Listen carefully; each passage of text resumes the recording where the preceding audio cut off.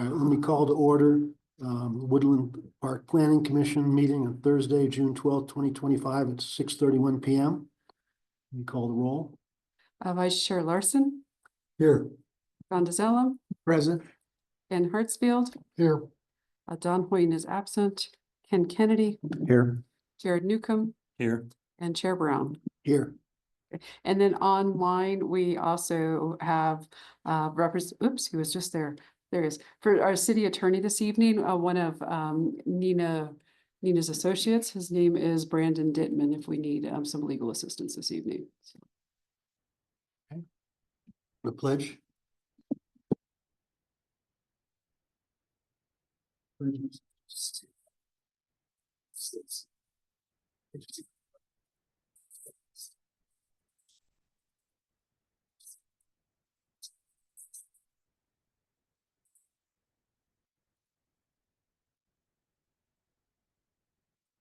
Minutes were distributed to us in the package. Does anyone have any questions, comments, suggestions, or motion? Motion to approve as submitted. I'll second. All in favor? Aye. Motion carries. Who seconded that, please? I did. Don DeZellem, thank you. I did abstain because I was not at that meeting. Abstain, Okay, whatever. thank you. Next item on the agenda is a public hearing, Core Electric Cooperative Communication Tower Special Use Permit A25-0082. Request by Core Electric Cooperative, the applicant, and Legacy Title Holding Company, an Oklahoma nonprofit corporation, property owner, to replace an existing 63-foot lattice communication tower with a new 120-foot lattice communication tower, 130 feet to top of the appurtenances. Subject property is located in SE4, Section 23, and that portion of E2, NE4, Section 26, lying north of Highway 24, and T12S, R69W of the 6th PM, 5955 Trout Creek Road, Woodland Park, Colorado, in the agricultural ag zone. Hey, we have a presentation from the staff. We do. Thank you, Chair. Good job reading that meets and bounds property description. Sometimes that gets a little rough. As the chair said, we have a request by Core Electric Cooperative to construct a 100-foot lattice communication tower. Get this going. Yep. The subject property is located north of the intersection of Trout Creek Road and Colorado State Highway 24, as seen from the vicinity map on this slide. The Gordon Jackson Foundation transferred the subject property to the new owner, Legacy Holding Company, on May 17th, 2023. The subject property is described with a meets and bounds legal description and has never been platted. Currently existing on the subject property are power lines with easements that are owned and maintained by Colorado Springs Utilities. There are also several companies that have constructed transmission towers and equipment located on the northern portion of the property, including but not limited to Sprint, T-Mobile, Verizon Wireless, and Core Electric.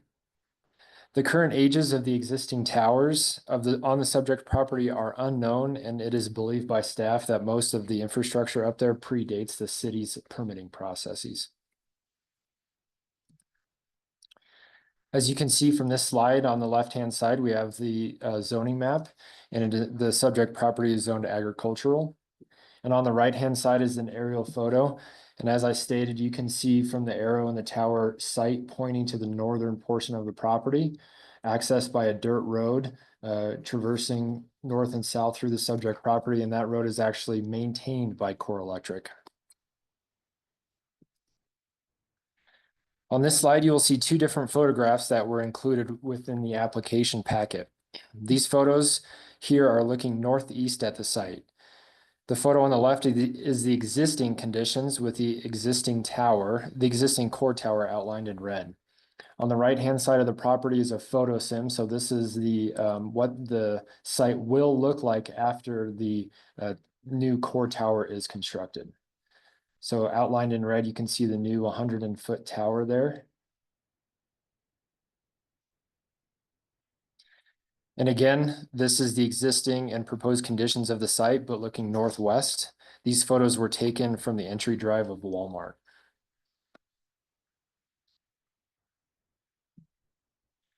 On this slide, you will see proposed elevations of the tower. As you can see here, once the tower is constructed, it still will not be the tallest tower on the Gold Hill site because of the placement of the tower on the mountain. The application was referred to the entities on this slide, and staff only received one comment from external referral agencies and public comments. So we received no public comments. Our only comment was from from CDOT stating they have no comments. So,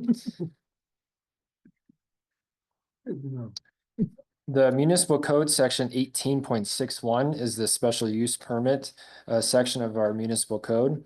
It addresses the review of special use permit requests. A full analysis was included within the staff report, but I wanted to point out two different provisions here. The first being item F, stating that the proposed development and use shall conform to the provisions, standards, and requirements of all city regulations. Staff stated that this provision may comply just because we have conditions of approval. So if the applicant adheres to all the conditions of approval, then item F on the slide will comply.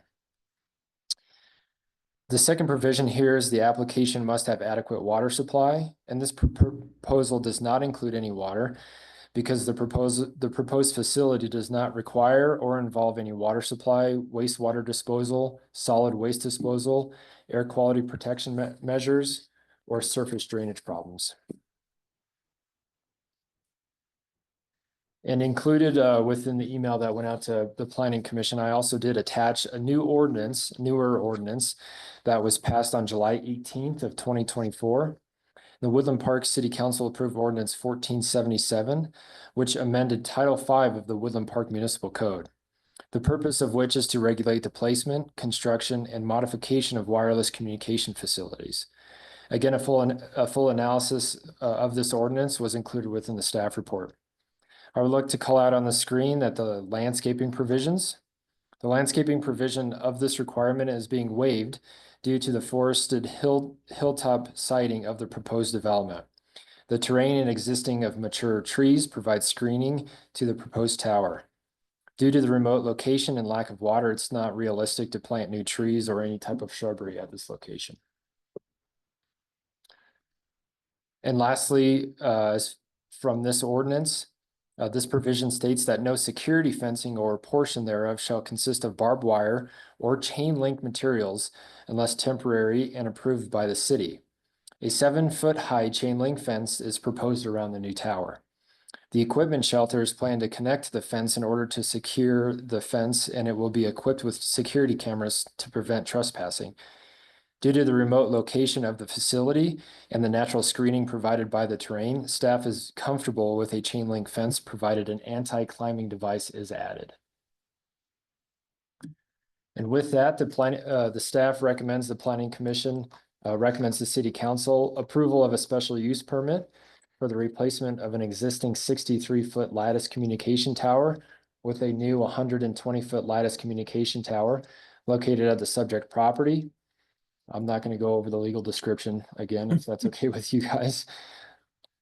Located at 5955 Trout Creek Road here in Woodland Park in the Agricultural Zone District, subject to the following conditions.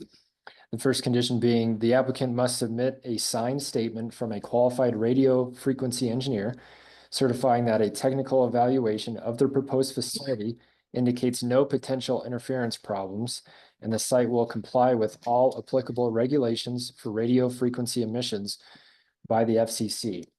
So on your guys' dais here, that number one has been checked off because the applicant provided that this week after this the Planning Commission packet did go out. So I just wanted to print you guys off a copy so you could have time to review that. Condition number two is that the owner of the property and the applicant have each submitted an affidavit acknowledging that each is responsible for the removal of a WCF, including related accessory equipment that is abandoned or is unused for a period of 6 months. 3, approval expires if the WCF is not established within 1 year of the approval, or if it is abandoned or unused for a period of 6 months. All work done pursuant to WCF applications must be completed in accordance with all applicable building and safety requirements as set forth in the city code and all other applicable regulations. In addition, all WCF applications shall comply with the following.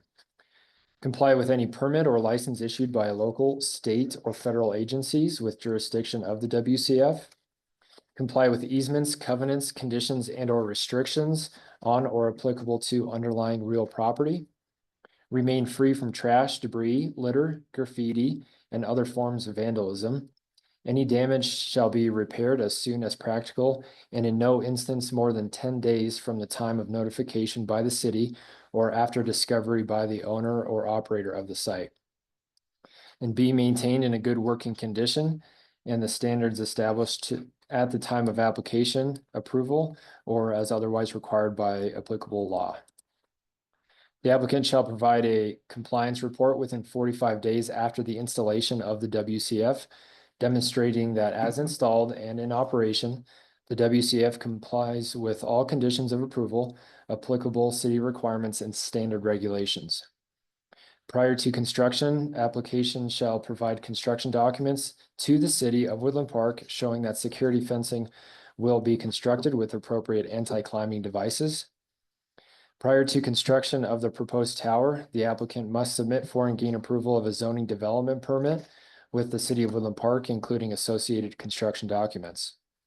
And lastly, post-construction, use of the facility is subject to the operational standards contained in Municipal Code Section 5.24.070, which include federal requirements, radio frequency standards, signal interference, legal access, operation and maintenance, abandonment and removal, hazardous materials, collation, and compliance with other laws. And this concludes my presentation here, commissioners, and we also have the applicants, and I believe that they have a presentation as well. So please let me know if you have any questions for me or if you guys would like the applicant to share their presentation. Well, we have the questions for the staff. I have a question. Could you go back up? Ken was going first. Oh, okay. Just a real quick question. What's an anti-climbing device? So in the code, it specifies that barbed wire or like a razor wire is not allowed. So on a chain link fence, have you guys seen the big chain link fence with like an angled top? That would be considered anti-climbing device or anything like that. So we're open to options. Would slats going through the chain link be? Those do more for visibility or obscuring visibility than I think any ability to get over the fence. Okay, because that was the first thing that hit my mind was those slats. Okay, we can ask the applicant how they Sure. propose to address that issue. Is it all I have for now? Yes, in the staff report, you refer to the new ordinance that was passed in 2024. What was the justification and the motivation of the city council to change that regulation? A state requirement or? To the best of my knowledge, that was driven by the council themselves, that they, I believe, felt like they needed better tools or more contemporary details or information, the ability to address these types of applications. Because when you look back at our code, it's pretty silent on that in so many respects. And you saw that the other year when we had other applications come through for a cellular provider, that there just wasn't a lot in our toolbox to address those types of things. And if I can add to that too, we recommended the code be changed because of the significant changes in 2016 and 2017 to federal law concerning wireless facilities. This year, there's additional state law also affecting that, but it's been since 2015, there's been a lot of changes with how we can review wireless facilities.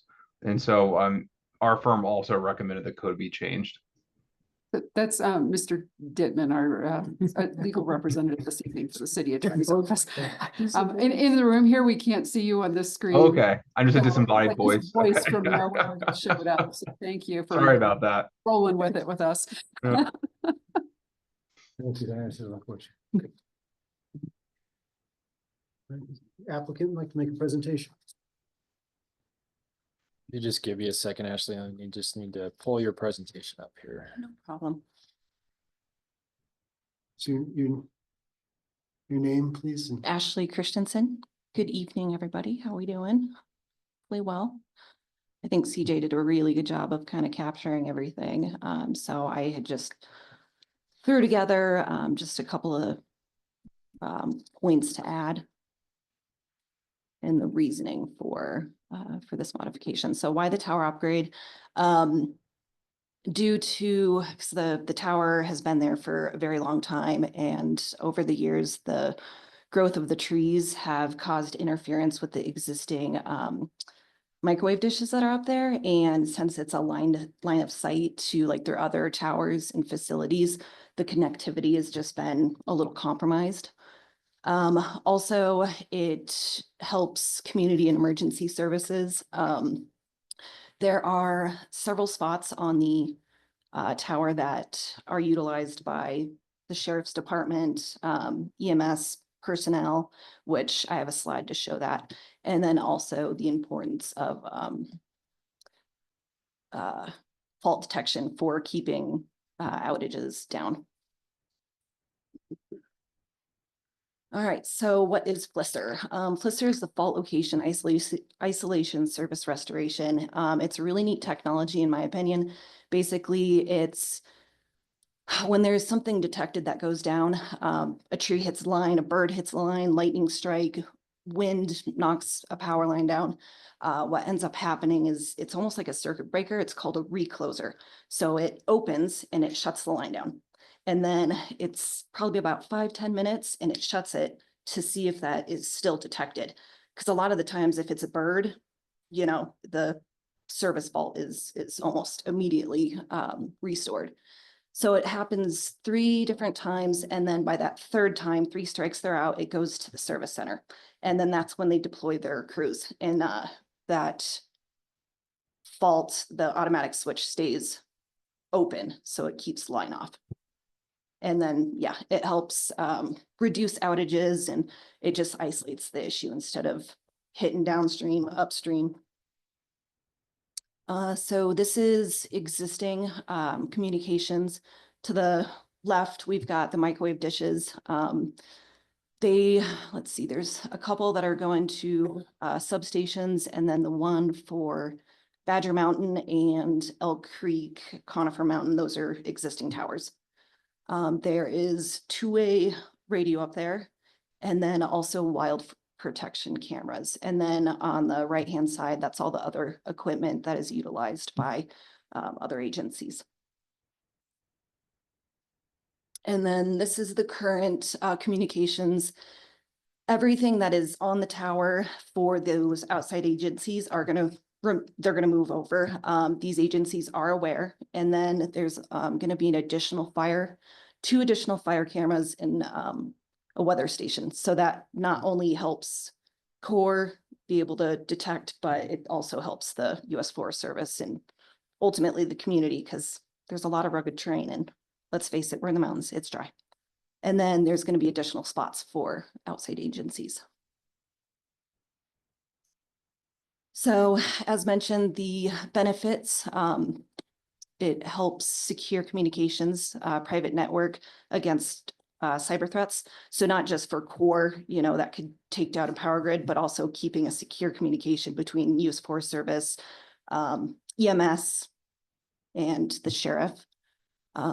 It obviously supports the sheriff's office, EMS, as mentioned, and then having that real-time monitoring for down power lines and whatnot. And then last one, just wanted to put in the estimated schedule. Start date is, you know, roughly end of July and completion is October 31st. That might seem like a huge window, but From what I've learned, it takes 28 days to cure the foundation. So that's gonna take up a big chunk of the time. And then as far as traffic, it's not going to increase other than after like the initial construction, it's gonna remain the same for access. And that's it. And once that new tower is on air, then they'll decommission that existing one and remove the foundation. Questions? And I can address the, what was it? the security- Anti-climbing device? Right, yeah. And did you say that razor wire was allowed or not allowed? Not allowed. Okay, so just, I would like to maybe seek approval. I found out after everything that they are proposing to put barbed wire around the compound just as extra security. But as far as the anti-climbing device, there's generally one climbing leg up on that lattice tower. And they make these little boxes and it's almost like a ladder cage. Sorry, stepping away. It's almost like a ladder cage. So it closes and then it has to be unlocked via padlock, key, whatnot. So Okay, so that's on the tower, Ashley, and part of the provisions in the code is an anti-climbing device on that chain link fence that goes around the tower itself and the accessory structure there. So that's just something that I guess we could, brainstorm and Okay. during construction document. phase. absolutely, yeah. And If you guys are comfortable with that. not something I've came across, but we've got a lot of knowledge. Yeah. Between Core and our A&E firm.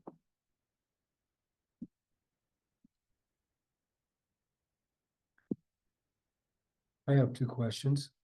One, do you support the conditions of approval suggested by staff? Yes, Really? And number two, I did notice that one of the reasons for a new tower was because of the growth of the trees. Was tree mitigation or removal of tops ever considered? I would have to talk with the core crew. I believe it was, but just adding that additional technology was also a need for the increase of height as well. I just wanted to say thank you for not cutting down the trees. I know, gotta save the birds. Consider it. Those are the two questions I have. Well, Larry's covered my questions, so appreciate that. Okay, well, thank you. Let me open the matter, or no other question, open the matter for public comment. We have nobody online, Chair. No one online, there's no one here present. Just Mr. Kennedy is online. Oh, Who votes that way? Overachiever. okay, well, then, I guess I'll close the public comment. There's, you don't need to respond to it as there was none. Appreciate it. Put the matter, back to the commission. One thing, just a general use, kind of general standard, I always like to remind us of. It's a little unusual. Guys, make sure the mics are closer It's a little to. unusual, actually, it's like, special use permit. The standards in the ordinance here are expressly called out as being, and this was noted but not emphasized in the writings staff had, is the minimum standards. The application can be denied if it's determined that it's not in the best interest of the city. This one has a lot of arguments we made there, but we're looking not to meet the minimum standards. We're looking that this is something that's positive for the city. But any other questions, comments, suggestions, modifications to the staff report, or? Ken? Yeah, I guess to staff, there were in the new ordinance, it talks about, what's the right terminology? Camouflage and concealment. Yep. So let's have a little more discussion on what was proposed and what the end results were. Obviously, 120-foot pine tree, lined up kind of nice on top of the tree. I don't know. But what other alternatives had been discussed or proposed, if any? Yeah, and I think, Ashley, do you want to kind of speak on that too, about the like camouflage and things that you guys did as far as the placement of the tower too? As far as the placement, luckily, it's not, where it's being placed is lower on grade, and it's also, I believe, lower grade a little bit slightly than that existing tower. But, to minimize the visual impacts, it being a lattice tower, it's not a big solid obstruction up there, kind of minimizes because you can see through it, and also the color of the, it's going to be a non-reflective galvanized steel. But as far as, in my experience with other jurisdictions, having a 120, 130 foot monopine up way sticking above tree level, it doesn't get into too kindly. And it's almost just kind of preferred to keep a lower profile. I agree. We probably don't want that big of a redwood out there. One question I did have, I neglected to ask, is there navigation lights going on this tower? No. And again, I think that you told me that was due to the FCC regulations. So, yep, and it'll comply with all regulations. I can't recall what height it has to be over that requires those blinking red lights, but Typically 300 feet in a lot of jurisdictions that I've worked with. yeah. So we'll be. It also depends on how close you are to an airport potentially, but it's FAA regulations would cause the navigation lights. I'm glad the answer is no. You don't want keeping you up at night? Blinking. Thank you for that discussion. Would someone like to make a motion, based perhaps on the recommendation of staff?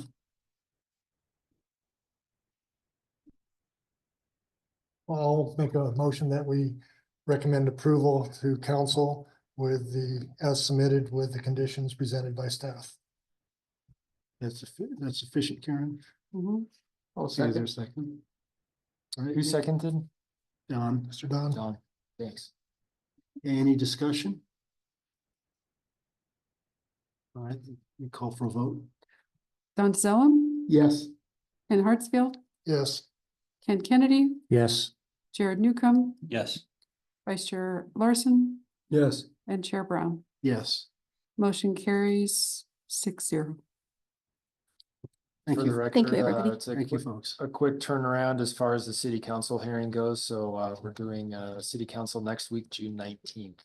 For the first reading of the For the ordinance. first reading of the ordinance. And some of this is partly because city council has canceled their July 3rd meeting. So the public hearing on this in front of city council will occur on July 17th.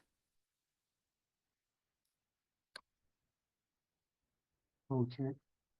Are there any reports from staff? I know you guys are anxiously awaiting the clean copy of the new and improved restructured land use regulations. Jen and I have been working on that. It's coming along. It's just a lot of attention to detail. And we recognize from all of our work sessions that we're trying to save you a lot of commas and tedious kind of commenting. So I'm sure there'll still be plenty of that, but hopefully it's definitely down from what it was. And then, or what it could be. And then I just also wanted to note that the section 5.24 that, we looked at tonight in conjunction with this application, Nina did direct us to incorporate that into the updated land use regulations. So you will see it in there within our new format where the design criteria shows up in the use regulations, specific use regulations. And then under the permitting side of things, because of how it's currently written, there is a separate wireless communication facility permit. It was just easier and cleaner to get that set up in the procedures chapter. Because there's, smaller type wireless communication facilities that fall under that. Obviously, a taller tower is subject to a special use permit review. So you'll see how that gets restructured within those rules. And there's a nice pile of definitions that go with that too, that tried to make sure they're very clearly labeled in association with wireless communication facilities. just wanted to note that change before you get it and you're going, where did you guys get this? But we're making good progress. Hopeful to get that to you soon. I know Chair Brown has been in touch with me going, I need this. And so when it does go out to you, we are looking at, we committed to 3 weeks. You will still get 3 weeks, regardless of when it shows up in your world.